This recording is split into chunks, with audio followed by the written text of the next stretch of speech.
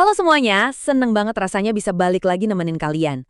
Langsung aja ya, hari ini kita bakal ngebedah sebuah teks yang menurut saya bener-bener bisa ngebuka wawasan kita. Gini, kalau kita ngelihat sebuah organisasi atau institusi besar, kita kan sering mikir, apa sih sebenarnya mesin penggerak utamanya? Nah, sumber materi yang bakal kita bahas hari ini punya argumen yang super kuat tentang apa yang seharusnya jadi mesin penggerak sejati dari sebuah gereja. Dokumen ini ngajak kita buat ngelusurin lagi pemahaman yang paling mendasar tentang kerajaan Allah, doa, dan penginjilan.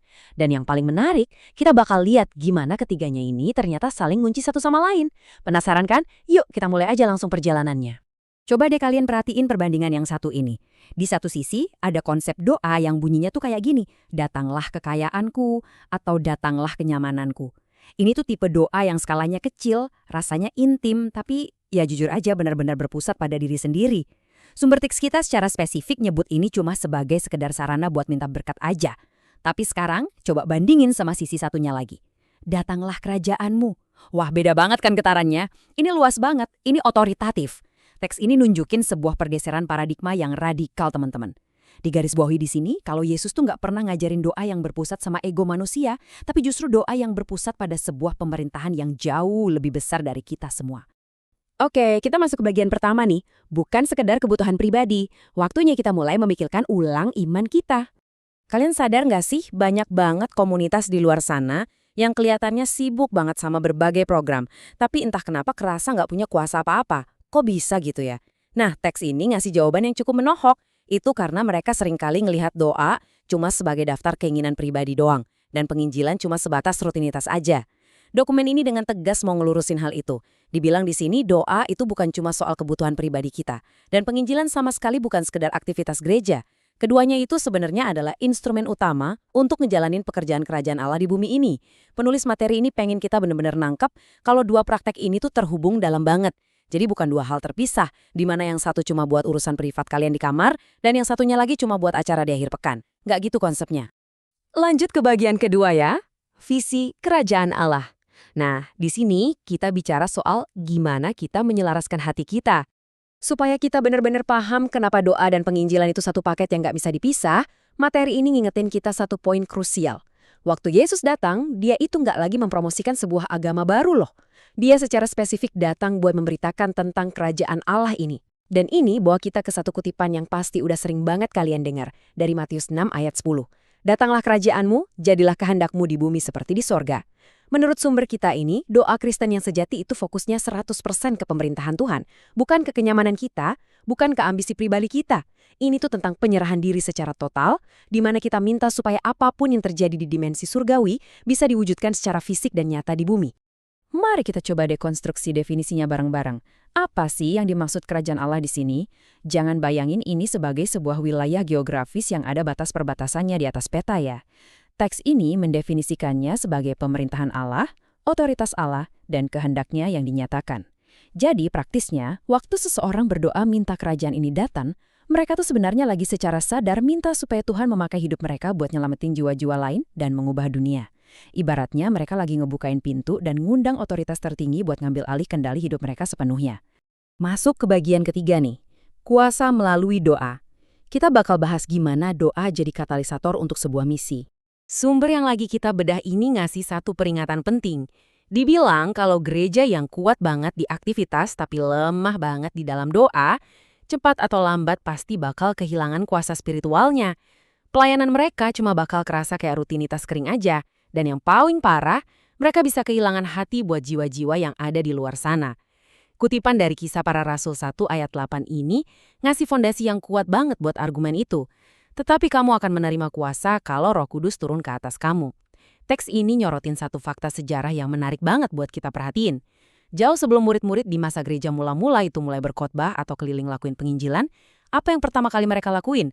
Mereka nunggu dan berdoa di sebuah loteng di Yerusalem. Jadi jelas, pencurahan Roh Kudus yang jadi katalisator utama buat misi mereka, itu selalu didahului sama doa yang intens. Terus emang kenapa sih doa itu segitunya penting? Ya karena doa itu melembutkan hati, ngebuka pintu buat Injil, ngasih keberanian yang luar biasa, dan ngebawa kuasa surgawi turun ke bumi.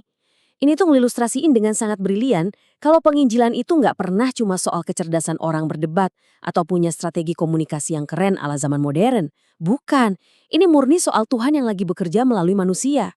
Dokumen ini bahkan nyelipin satu anekdot yang kena banget tentang Rasul Paulus.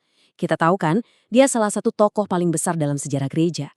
Tapi, secara eksplisit di surat Kolose, dia masih harus minta dukungan doa loh supaya Allah membuka pintu untuk pemberitaan firman.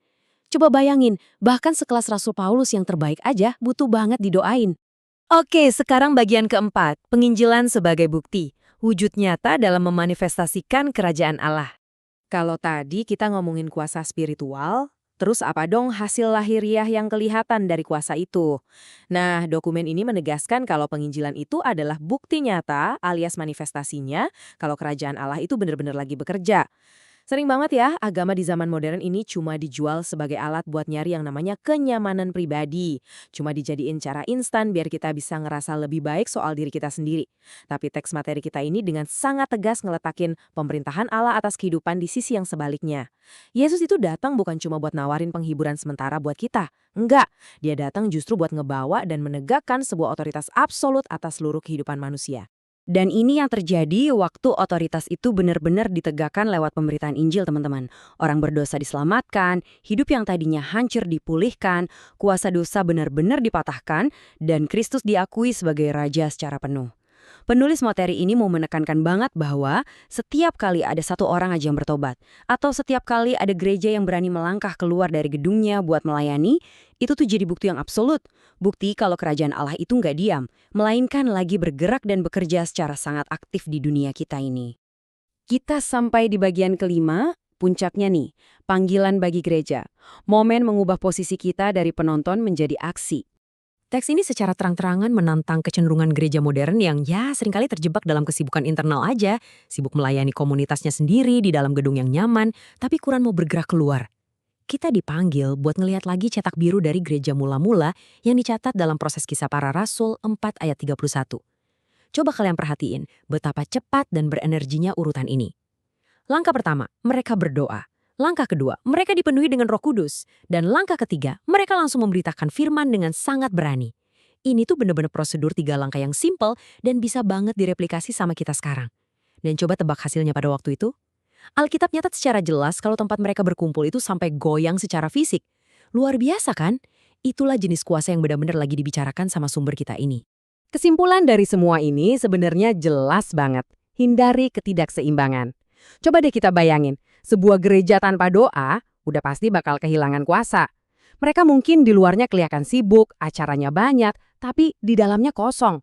Di sisi lain, sebuah gereja tanpa misi juga bakal kehilangan arah. Mereka mungkin kelihatan sangat spiritual, tapi nggak ada dampaknya ke orang lain. Tapi, bayangin sebuah gereja yang ngegabungin keduanya.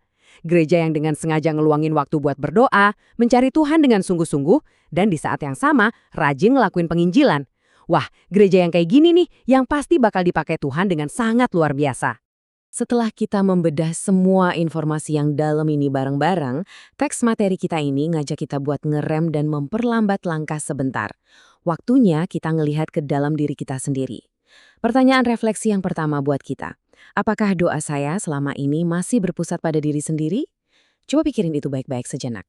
Selama ini, apakah interaksi kalian sama yang ilahi cuma sekedar ngasih list daftar permintaan yang isinya cuma buat kenyamanan hidup kalian sendiri? Dan ini pertanyaan yang kedua. Apakah saya benar-benar terlibat di dalam misi Allah? Sumber teks kita tadi dengan sangat gamblang bilang kalau hati Allah yang sesungguhnya itu ada pada keselamatan jiwa-jiwa. Nah, kalau kita mengklaim bahwa hidup kita udah selaras sama Dia, kita nggak bisa lagi dong cuma jadi penonton pasif di pinggir lapangan. Kita semua dipanggil buat turun gelanggang, buat jadi partisipan yang aktif. Sebagai penutup, inilah panggilan aksi utamanya.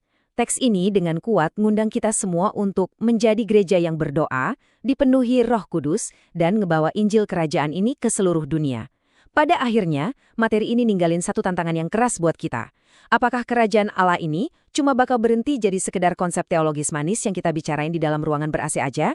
Ataukah kita bakal bikin itu jadi kenyataan yang benar-benar kita hidupi dan kita beritain setiap hari? Wah, benar-benar sebuah pemikiran yang sangat memprovokasi kita buat bertindak ya. Oke deh, terima kasih banyak udah bedah materi ini bareng saya. Teruslah semangat belajar dan sampai jumpa lagi di sesi bedah materi kita yang berikutnya.